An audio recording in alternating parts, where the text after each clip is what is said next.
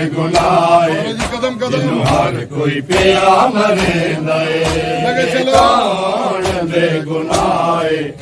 जिन्हों हर कोई पिया मरेंदा कौन बेगुनाह जिन्हों हर कोई पिया मरेंदा जिब्रील रो खुदा तू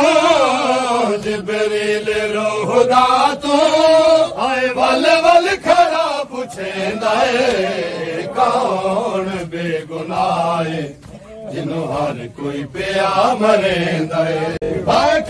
चाया तीर मेरा कै तलवार कै पत्थर कोई